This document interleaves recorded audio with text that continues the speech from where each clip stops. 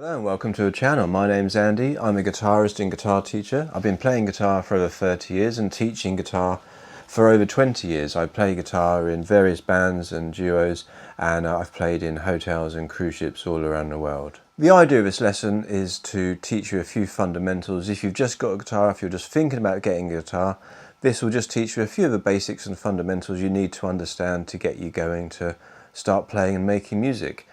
If you haven't bought a guitar yet, chances are you'll be looking at an electric guitar like this, and this is the most popular electric guitar, or maybe an acoustic guitar like this. But whether you're getting or you have an electric guitar or an acoustic guitar with nylon or steel strings, this lesson will be applicable to you.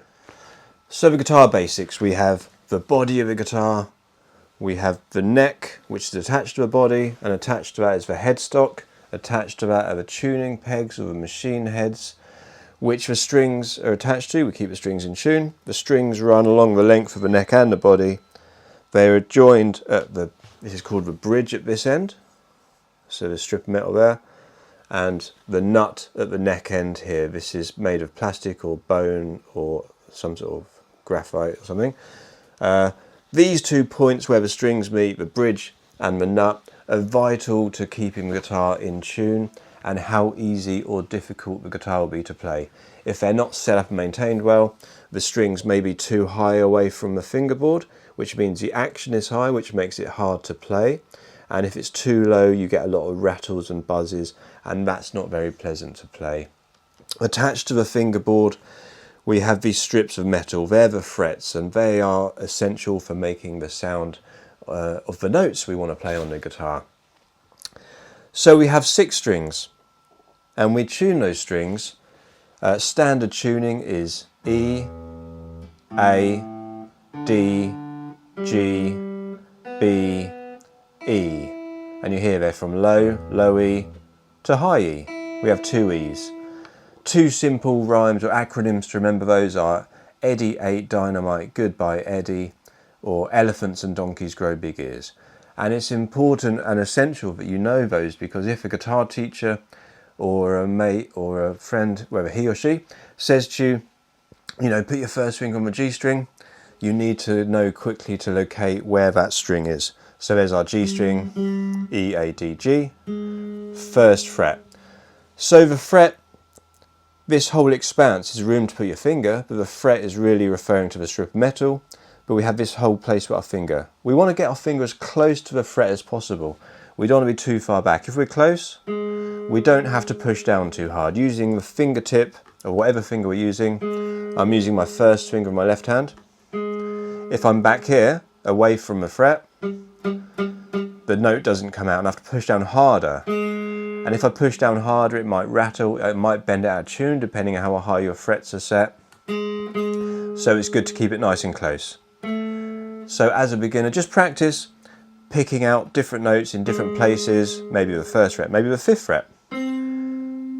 And we know the numbers because we have these dots on the guitar neck. We have them on the front here and on the sides, and those dots are on the odd numbers, 3, 5, 7, 9. And then we have 2 at 12. And this is our musical alphabet. It marks the octave. So this is the E string. We said this already, the low E. When we play the 12th fret on E string, we've gone all the way around the musical alphabet, E, F, G, A, B, C, D, back to E again. And that's the same for every string. E to E, A to A, and so on. And the dots are just to help us navigate our way around. But when we start playing, we'll focus on a lot of open strings, meaning we don't need a lot of left-hand fingers, so chords are open, strings are open. We're not going to be too high up the dusty end. But try messing around, just pick some notes out. If you can play the note here, can you play, make sure the notes come out nice and smooth. And just, there shouldn't be any rattles or buzzes or dead notes. You don't need the most expensive guitar. A cheap guitar can still be set up well to play, to get you started, to learn songs and to have fun on. So on an electric guitar like this, we have, just so you know, these are called the pickups. This guitar's got 3. It's very common to have 1, 2 or 3 pickups. This has got 3. This is the selector switch. and this is the volume control. The one nearest to the strings is the volume control and two tone controls. And basically when you're in this position, you're on this pickup, this one is this pickup, and then you've got 5 in between positions. I'll go into that in another video, but this neck pickup is quite a fat sounding pickup, and this one is a bit janglier. So it's up to you what you like the sound of. When I'm practicing at home, I tend to keep it on the neck pickup. It's a little bit warmer sounding, a little bit fatter sounding, and I like that. It's more pleasing to my ear.